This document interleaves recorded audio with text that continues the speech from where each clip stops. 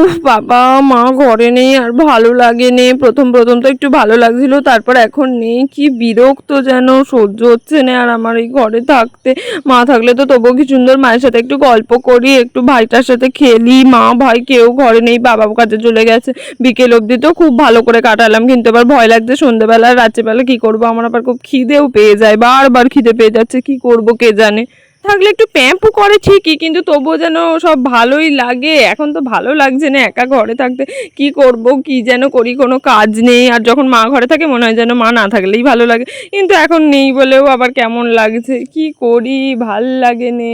কিন্তু আমি বাইরের দরজাটা বন্ধ করেছি, হ্যাঁ হ্যাঁ বাইরের দরজাটা এই সবে আমি বন্ধ করে তালা দিয়ে এলাম। আমার কত সাহস, আজকে রাতটা আমি যদি পার করে ফেলতে পারি, কালকেই তো আমার খবরের কাগজে নাম বেরোবো যে একজন মেয়ে কিনা রাত্রিবেলা ঘরে একা ছিল।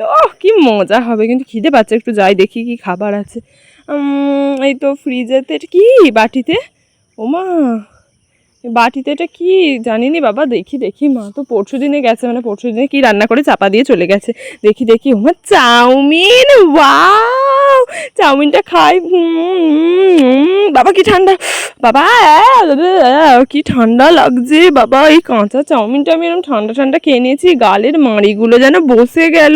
ও বাবা গো কি ঠান্ডা লাগছে। এটা একটু রাখি, একটু গরম হোক, একটু হলে তারপর খাবো। একটু গরম হোক, একটু গরম হ না রে, তাড়াতাড়ি হ না রে, ভাল লাগে নে।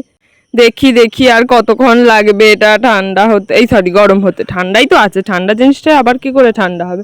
গরম তো হয় নে, আমি কি করি, আমার আর ভাল লাগে নে। এক বাটি চাউমিন খাওয়ার জন্য এত কষ্ট কে করে, আমার আর ভাল লাগে না, সহ্য হয় না। আমি কি ঘুমিয়ে পড়ি, ও সারা রাত ধরে গরম হোক।